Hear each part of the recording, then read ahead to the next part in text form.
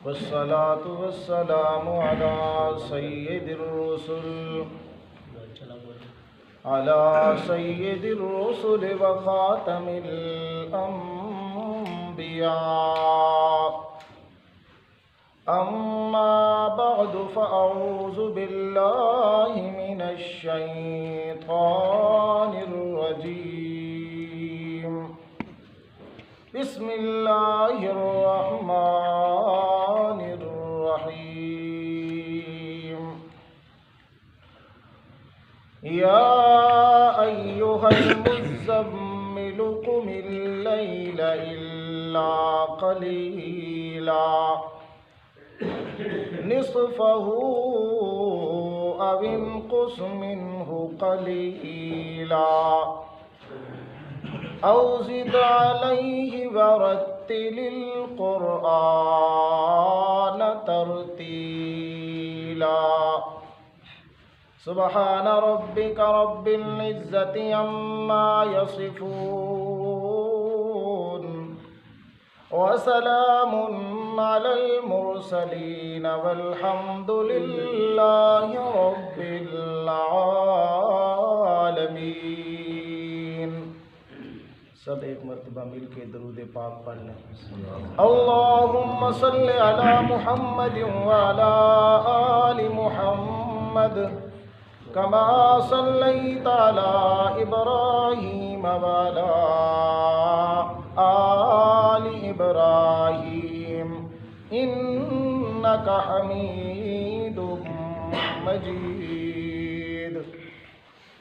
اللہم بارک علی محمد وعلی آل محمد کما بارکت علی ابراہیم وعلی آل ابراہیم انک حمید مجید.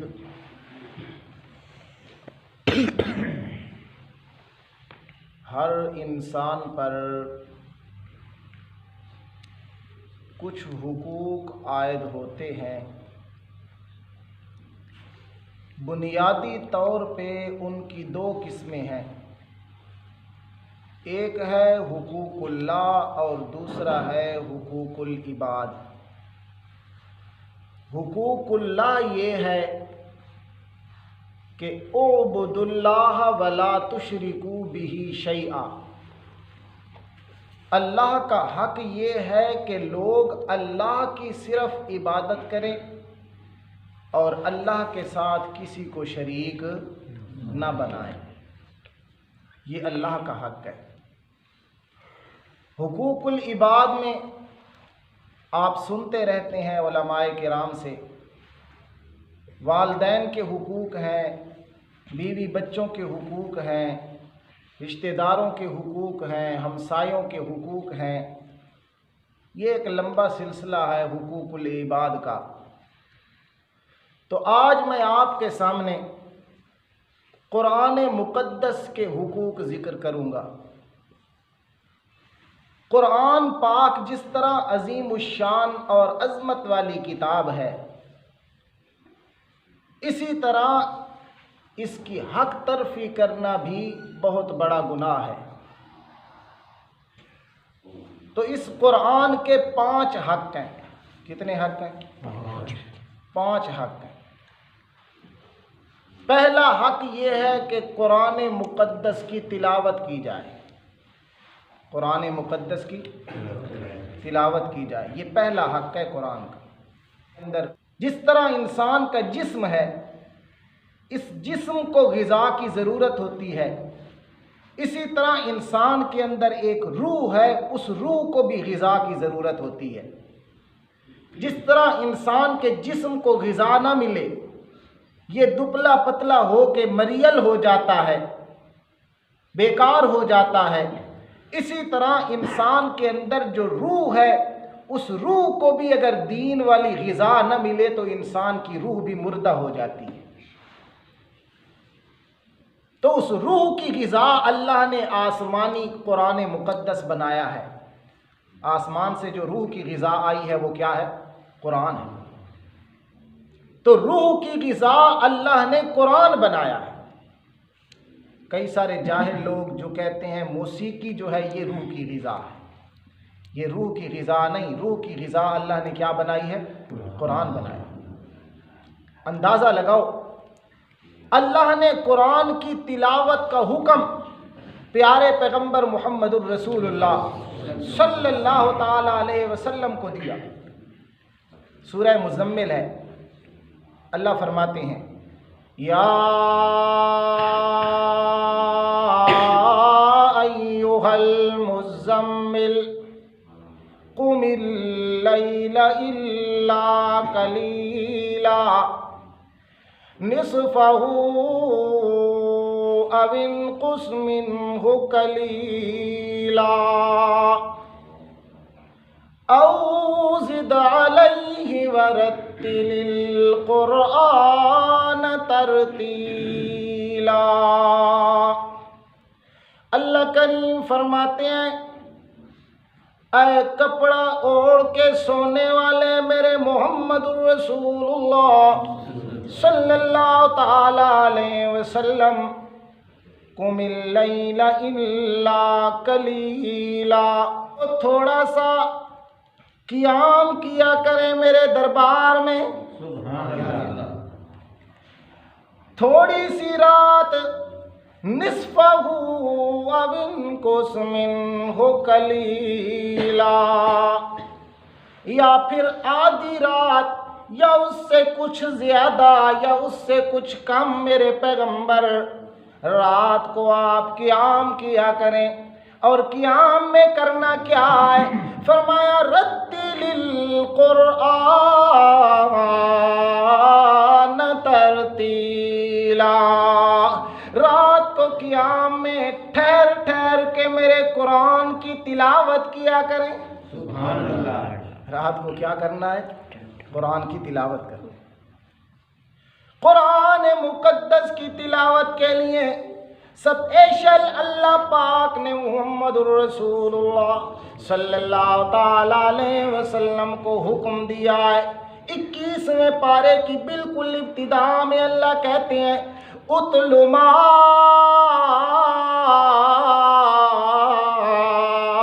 اوحی الیک من الکتاب، اے میرے پاک پیغمبر محمد الرسول اللہ صلی اللہ تعالی علیہ وسلم، آپ تلاوت کریں اس کتاب کی جو کتاب ہم نے آپ کی طرف وحی کی ہے۔ کس کتاب کی تلاوت کریں؟ آپ کی طرف جو قرآن مقدس ہم نے وحی کیا ہے میرے پیغمبر، اتل ما اوحی الیک من الکتاب، اس کتاب کی آپ تلاوت کرتے رہا کریں۔ پھر اللہ کے پاک پیغمبر محمد الرسول اللہ صلی اللہ تعالی علیہ وسلم کی شوق تلاوت کا حال یہ تھا، جب جبریل قرآن کی وحی لے کے نازل ہوتے اترتے تو اللہ کے پاک پیغمبر بھی ساتھ ساتھ قرآن پڑھنا شروع کر دیتے۔ پھر اللہ نے دوسرا حکم دیا لا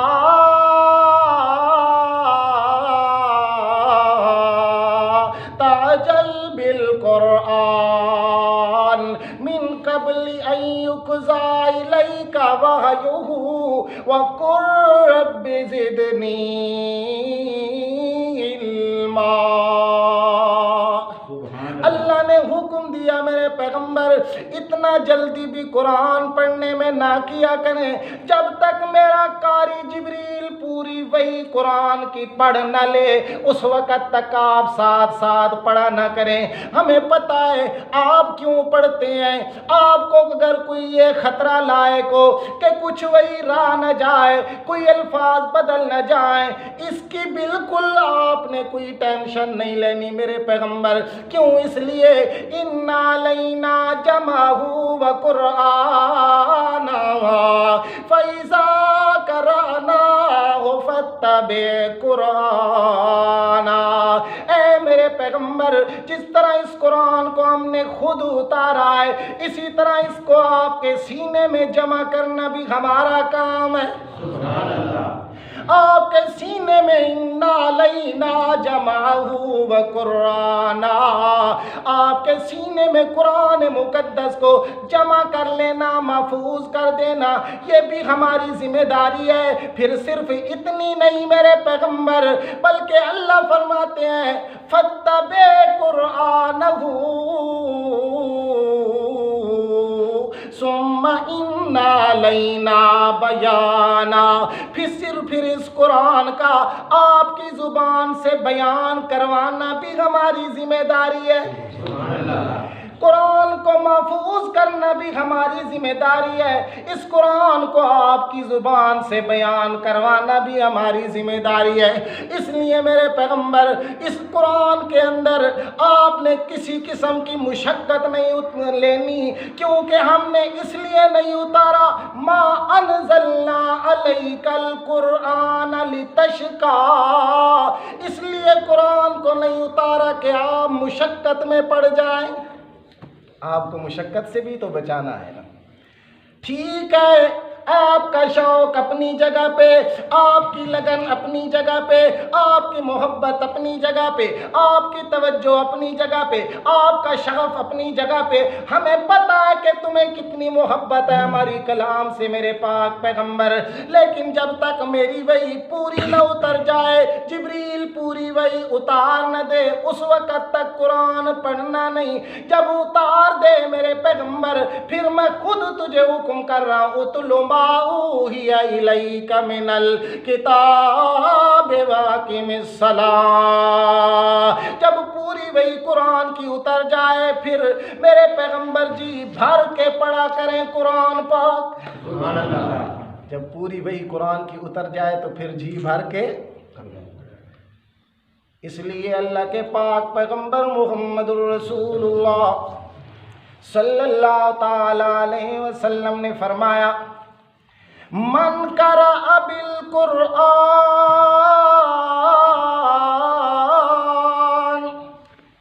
فلہ بہ الحسنہ والحسنۃ بعشر امثالہا او کما قال النبی صلی اللہ تعالی علیہ وسلم۔ اللہ کے پاک پیغمبر فرماتے ہیں جس بندے نے قرآن مقدس کا ایک حرف تلاوت کیا، قرآن مقدس کا من قرأ حرفا من کتاب اللہ فلہ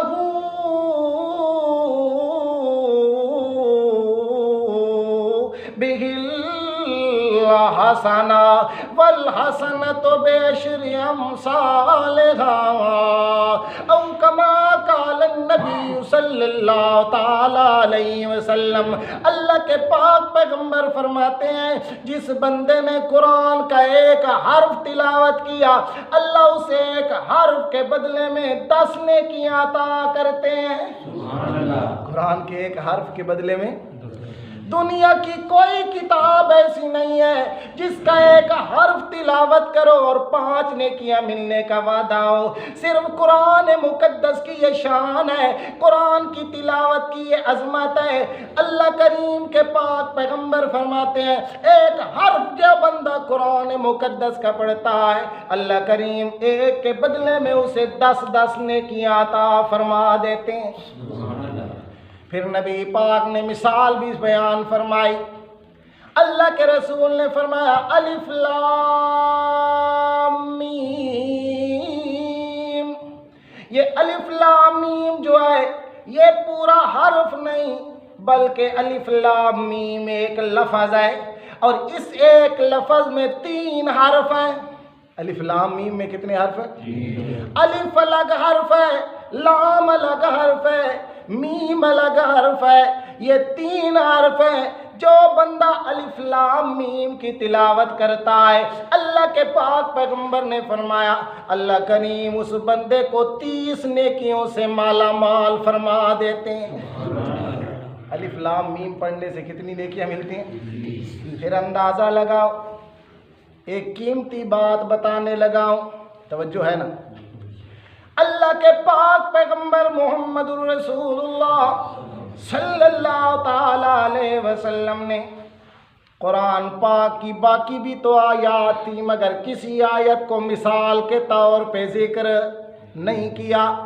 6000 سے بھی زائد آیات ہے قرآن مقدس کی، مگر اللہ کے پاک پیغمبر نے ان سب آیات میں سے ایک لفظ لیا ہے قرآن پاک کا، ایک چھوٹی سی آیت الف لام میم، جس کا معنی ہی کوئی نہیں جانتا سوائے اللہ پاک کے.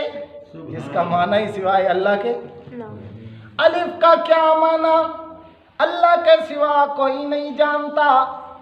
لام کا کیا معنی اللہ کے سوا کوئی جانتا نہیں ہے. میم کا کیا معنی ہے احکم الحاکمین کے سوا کوئی نہیں جانتا. اللہ کے رسول نے اس کو الف لام میم کو مثال کے طور پہ ذکر کیا. اللہ کے رسول سمجھانا یہ چاہتے ہیں یار قرآن مقدس کی شان یہ ہے، قرآن کی تلاوت کی عظمت یہ ہے، جو بندہ قرآن مقدس کی تلاوت کرتا ہے چاہے اسے معنی سمجھ آئے یا نہ آئے پھر بھی اللہ اس کی جھولی ثواب اور اجر سے بھر دیتا ہے. سبحان اللہ.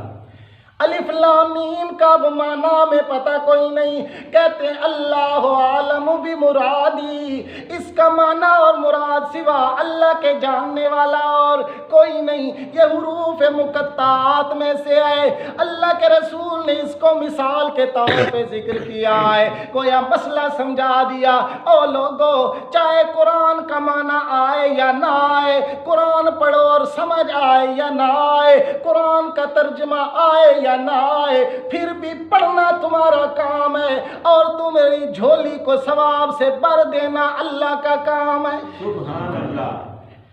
یہ کسی اور کتاب کی اتھارٹی نہیں ہے، کسی اور کتاب کی یہ عظمت نہیں ہے. اگر یہ عظمت ہے تو صرف قرآن مقدس ہے. اندازہ لگاؤ قرآن کی تلاوت کا کتنا اجر ہے. تو یہ پہلا حق ہے قرآن مقدس کا کہ قرآن کی تلاوت کرنا. قرآن کا پہلا حق کیا ہے؟ قرآن مقدس کی تلاوت کرنا، یہ قرآن کا پہلا حق ہے. پھر ساتھ ادب بھی بتاتا جاؤں. قرآن مقدس کی تلاوت کے کچھ آداب ہیں، ان کی رعایت کرنا بھی ضروری ہے. قرآن مقدس کا پہلا ادب، تلاوت قرآن کا پہلا ادب یہ ہے کہ بندہ باوضو ہو. بندہ کیا ہو؟ ہاں. قرآن کی تلاوت کا پہلا ادب یہ ہے کہ بندہ وضو کے ساتھ قرآن مقدس کو اٹھائے اور قبلہ رخ ہو جائے اور پھر اعوذ باللہ اور بسم اللہ پہلے پڑھے. اعوذ باللہ اور بسم اللہ پہلے پڑھے. اور پھر باطنی ادب میں سے یہ ہے کہ انسان کے دل میں قرآن کی عظمت ہو اور صاحب کلام اللہ کی عظمت سے تلاوت قرآن کرنے والے کا دل معمور ہو، پھر اللہ کے قرآن کی تلاوت کرے. اور پھر اس کے آداب میں سے دوسرا ادب یہ بھی ہے کہ قرآن کو تجوید کے ساتھ پڑھا جائے. قرآن کو کیا ہے؟ مخارج کا علم ہو کہ یہ لفظ کہاں سے نکالنا ہے، اس کی ادائیگی کا پتہ ہو، پتہ چلے کہ کیا لفظ پڑھا ہے اس نے، اس کے مخارج کا لحاظ رکھ کے، اس کی ادائیگی کا خیال کر کے، رموز و اوقاف کا خیال رکھ کے قرآن کو پڑھے. اور پھر جیسے اللہ کہتے ہیں رتل القرآن ترتیلا، قرآن کو ٹھہر ٹھہر کے پڑھنا ہے میرے پیغمبر. تو یہ بھی قرآن کے آداب میں سے ہے کہ قرآن کو ٹھہر ٹھہر کر پڑھا جائے، پورے سکون کے ساتھ، لطف لے لے کر پڑھا جائے، مزوں کے ساتھ پڑھا جائے. جس طرح آسمان سے ہلکی پھلکی بارش برستی ہے اور زمین اس کو اندر جذب کر لیتی ہے، اسی طرح ٹھہر ٹھہر کے قرآن پڑھو تاکہ تمہارا دل قرآن کو جذب کرتا جائے. سبحان اللہ. اس انداز میں قرآن مقدس کا تیسرا ادب یہ ہے، اللہ کے پاک پیغمبر محمد رسول اللہ صلی اللہ تعالی علیہ وسلم نے فرمایا اتلوا القرآن وابکوا او کما قال النبی صلی اللہ تعالی علیہ وسلم. اللہ کے پاک پیغمبر فرماتے ہیں قرآن پڑھا کرو اور اللہ کی خشیت سے تمہارا دل معمور ہو اور روا کرو. سبحان اللہ. قرآن پڑھا کرو اور ساتھ ساتھ رویا کرو۔ اللہ کے پاک پیغمبر محمد الرسول اللہ صلی اللہ تعالی علیہ وسلم خود جب قرآن پڑھتے اتنا روتے قرآن پڑھتے ہوئے، حتیٰ کہ اللہ کے پاک پیغمبر کی ہچکیاں بندھ جاتی۔ امی عائشہ صدیقہ رضی اللہ تعالی عنہ فرماتی ہیں اللہ کے پاک پیغمبر محمد الرسول اللہ صلی اللہ تعالی علیہ وسلم ایک رات قرآن کی یہ آیت ساری رات پڑھتے رہے اور ساری رات روتے روتے گزر گئی۔ 7ویں پارے کی آیت ان تعذبهم فإنهم عبادك وإن تغفر لهم فإنك أنت العزيز الحكيم۔ ساری رات گزر گئی، اللہ کے پاک پیغمبر اسی آیت کو پڑھتے رہے اور روتے رہے، جس کا معنی یہ بنتا ہے ان تعذبهم فإنهم عبادك، اللہ اگر تو ان اپنے بندوں کو عذاب دے تو تیرے بندے ہیں، تجھے پوچھنے والا کوئی نہیں۔ اگر ان کو ان تعذبهم فإنهم عبادك، ان کو ان کے گناہوں کی وجہ سے اگر عذاب میں پکڑ لے تو یہ تیرے بندے ہیں، تو کر سکتا ہے۔ وَإِن تَغْفِرْ لَهُمْ فَإِنَّكَ، اللہ اگر میرے آنسوؤں کی لاج رکھ کے ان کو بخش دے تب بھی تو تجھے پوچھنے والا کوئی نہیں۔ ساری رات اللہ کے پاک پیغمبر روتے رہے اور اسی آیت مقدسہ کو پڑھتے رہ گئے۔ تو اللہ کے رسول نے گویا قرآن کا یہ بھی ادب بتایا ہے کہ قرآن کو جب آدمی پڑھے تو اس کا دل اللہ کی عظمت سے معمور ہو، کلام اللہ کی عظمت دل کے اندر موجیں مار رہی ہو۔ اتل القرآن وابکو، پڑھے اور ساتھ ساتھ روتا بھی جائے۔ قرآن پڑھے اور ساتھ ساتھ قرآن مقدس کا چوتھا ادب یہ ہے، میرے پیغمبر نے فرمایا زین القرآن بأصواتکم او کما قال النبی صلی اللہ تعالی علیہ وسلم۔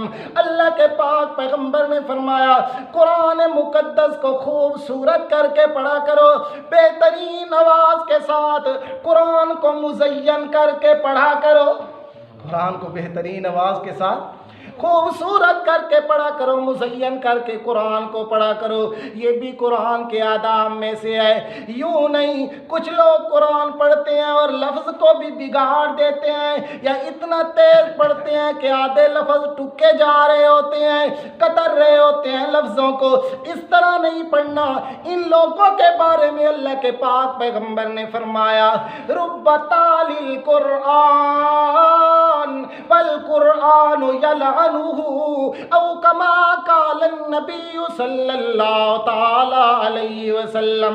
اللہ کے پاک پیغمبر فرماتے ہیں کئی سارے لوگ قرآن پڑھتے ہیں اور قرآن ان پہ لعنت کر رہا ہوتا ہے، اس لیے کہ قرآن کے آداب کی رعایت نہیں کرتے، قرآن کو جس طرح پڑھنا ہے اس طرح نہیں پڑھتے، اس لیے بہت سارے قرآن پڑھنے والے لوگ ہوتے ہیں والقرآن یلعنہ، قرآن ان پہ لعنت کر رہا ہوتا ہے۔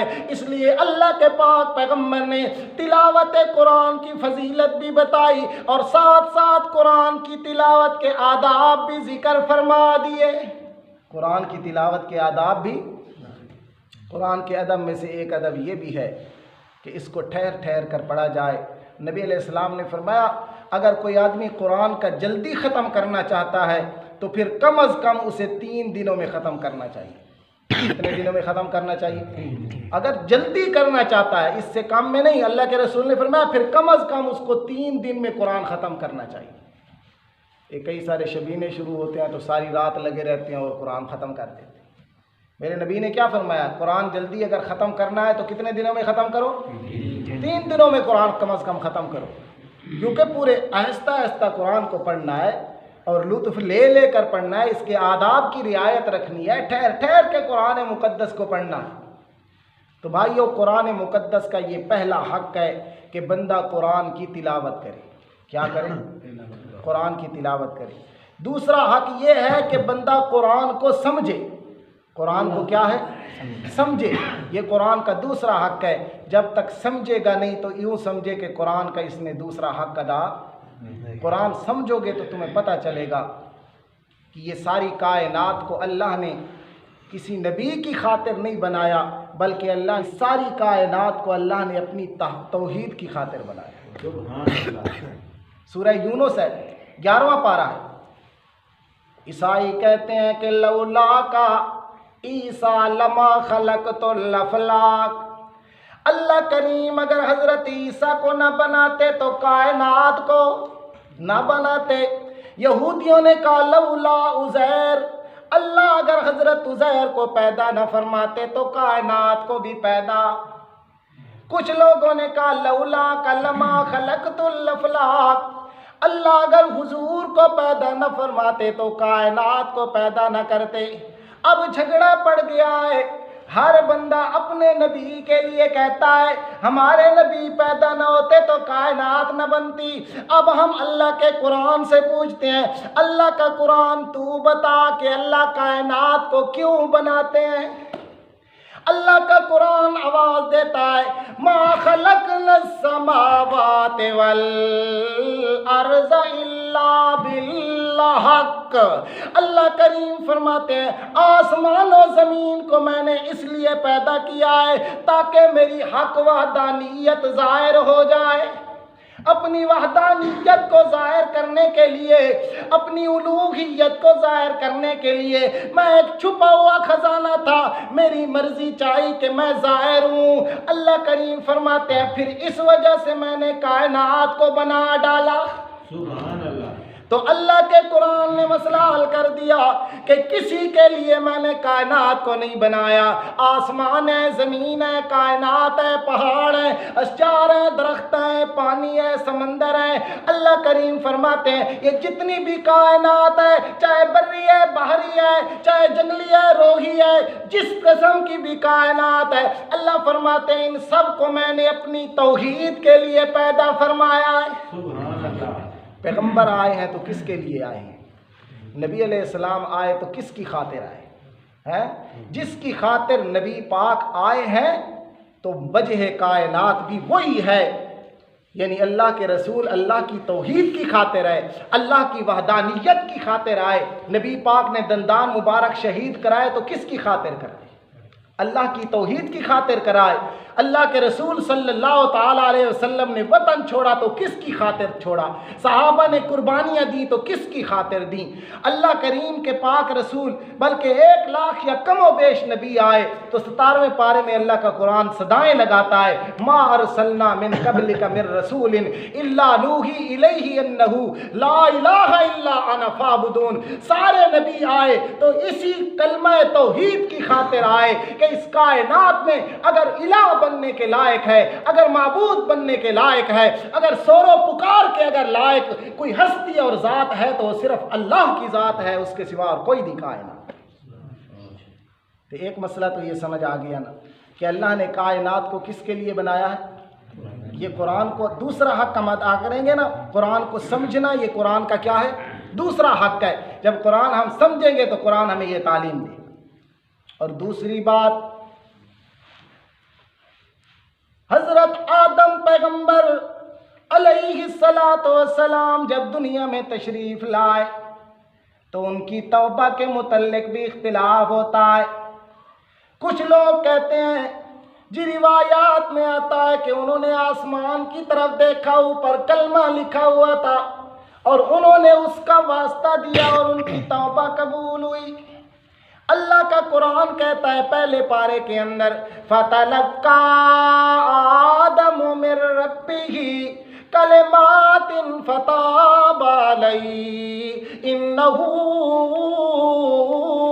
هُوَ التَّوَّابُ الرَّحِيمُ. اللہ کا قرآن فرماتا ہے کہ آدم پیغمبر کی توبہ ان کلمات کے ساتھ ہوئی جو کلمے اللہ نے اپنے پیغمبر آدم کو سکھا دیے. جو کلمے اللہ نے تلقا آدم من ربہ کلمات. حضرت عبداللہ ابن عباس مفسر قرآن حبر الامہ کا لقب پانے والے، جن کے لیے میرے نبی نے دامن پھیلا کے رب سے دعائیں مانگی، اللہم علمہ الکتاب، اللہ عبداللہ ابن عباس کو قرآن کا علم عطا فرما. سبحان اللہ. وہ تفسیر کرتے ہیں کہ وہ کلمات کیا تھے جن کلموں کے ساتھ اللہ نے آدم پیغمبر کی توبہ قبول کی. وہ فرماتے ہیں 8ویں پارے کے اندر سورہ اعراف کے اندر وہ کلمات بھی موجود ہیں. ربنا ظلمنا انفسنا وان لم تغفر لنا وترحمنا لنکونن من الخاسرین. وہ کلمات یہ تھے جن کے ساتھ آدم پیغمبر کی توبہ قبول ہوئی. وہ کلمے تھے ربنا ظلمنا انفسنا. وہ کلمے کیا تھے؟ اے رب ہم اپنی جانوں پہ ظلم کر بیٹھے ہیں. گویا اللہ ہمیں تعلیم دے رہا ہے اگر تم سے بھی کبھی میں ناراض ہو جاؤں، ظاہر ہے تم گناہ کرو گے تو میں ناراض ہو جاؤں گا. اگر میں ناراض ہو جاؤں تو میں اس طرح راضی ہوں گا تم سے جس طرح تمہارے باپے سے میں راضی ہوا تھا. تم نے اپنے باپے کی طرح ان کلموں کے ساتھ معافی مانگنی ہے. اپنے باپے کے نقشے قدم پہ چل کے معافی مانگنا تمہارا کام ہے، اور تم سے راضی ہو جانا میں اللہ کریم کا کام ہے. سبحان اللہ. اسی طرح مسئلہ چلتا ہے کہ جو مر جاتا ہے، فوت ہو جاتا ہے، اس کے بعد دوبارہ قبر میں زندہ ہوتا ہے کہ نہیں؟ اللہ کے قرآن سے ہم نے پوچھا، اللہ کے قرآن نے آواز دی کہ اِنَّكَ لَا تُسْمِعُ الْمَوْتَى. جو دنیا سے چلے جاتے ہیں، عالم برزخ میں پہنچ جاتے ہیں. برزخ کا معنی پردہ ہوتا ہے. پردے کے اندر اگر کوئی چیز آ جائے، ادھر کی چیز ادھر نہیں آ سکتی، ادھر کی چیز ادھر نہیں آ سکتی. جیسے سورہ رحمان میں اللہ فرماتے ہیں مرج البحرین یلتقیان بینہما برزخ لا یبغیان. دو دریا جاری ہیں، ایک میٹھے پانی کا ہے اور ساتھ والا کڑوے پانی کا ہے. ایک سے جواہر یاقوت موتی نکلتے ہیں، ایک کے اندر مچھلیاں ہیں. اللہ کریم فرماتے ہیں ایک کھارا ہے ایک میٹھا ہے. یلتقیان ہے، یہ دونوں دریا آپس میں آ کے مل رہے ہیں، مل رہے ہیں. لیکن اللہ فرماتے ہیں بینہما برزخ لا یبغیان. ان دونوں کو آپس میں میں نے ملایا ہے، لیکن ان کے درمیان برزخ میں نے ایک پردہ بنا دیا ہے. یہ کیا بنا دیا؟ اب میٹھا پانی کا دریا، اس کا پانی کڑوے میں نہیں جا سکتا، کڑوے کا میٹھے میں نہیں جا سکتا. کڑوے کے جواہر موتی وہ میٹھے میں نہیں آ سکتے، میٹھے کی مچھلیاں کڑوے میں نہیں جا سکتی. کیوں نہیں جا سکتی؟ اللہ فرماتے ہیں بینہما برزخ، بینہما، کیونکہ ان دونوں کے درمیان برزخ آ گیا ہے. اسی طرح قرآن میں اللہ فرماتے ہیں جو آدمی دنیا سے چلے جاتے ہیں من ورائہم برزخ الی یوم یبعثون. جو آدمی فوت ہو جاتا ہے وہ بھی قیامت تک کے لیے برزخ میں چلا جاتا ہے. اس کا دنیا سے کوئی تعلق نہیں رہتا، اس کا دنیا سے کوئی تعلق برزخ میں چلا گیا. برزخ کا معاملہ اللہ جانتا ہے، اللہ کے سوا کوئی نہیں جانتا. گویا قرآن نے یہ مسئلہ بھی حل کر دیا کہ وفات کے بعد کوئی قبر والا تمہاری پکار نہیں سنتا، لہذا قبروں کی طرف جانے کی ضرورت نہیں ہے. تمہیں کوئی حاجت پڑ جائے تو مجھ سے مانگا کرو. حاجت پڑ جائے اس سے مانگو. الحی القیوم حی لا یموت. الموت.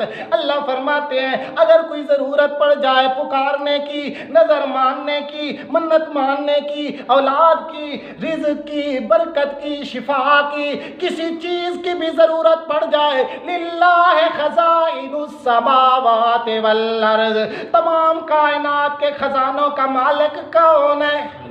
لہو مقالید السماوات والارض, سارے خزانے میرے پاس ہیں.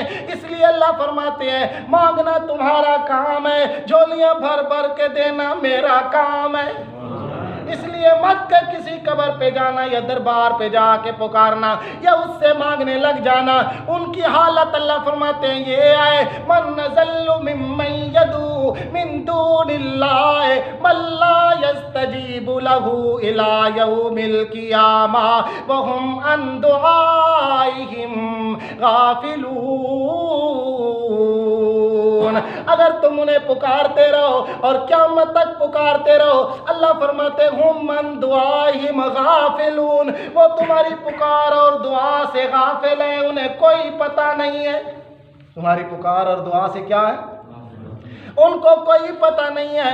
پکارنا ہے تو اس ذات کو پکارو, چاہے رات کے اندھیرے میں ہو, چاہے جنگل کے اندھیرے میں ہو, چاہے سمندر کے اندھیرے میں ہو. جیسے یونس پیغمبر مچھلی کے پیٹ میں آئے, 3 اندھیرے اکٹھے ہو گئے, رات کا اندھیرا ہے, پانی کی موجوں کا اندھیرا ہے, مچھلی کے پیٹ کا اندھیرا ہے. ان سب اندھیروں میں یونس پیغمبر پکارتے ہیں اور کہتے ہیں لا الہ الا انت سبحانک.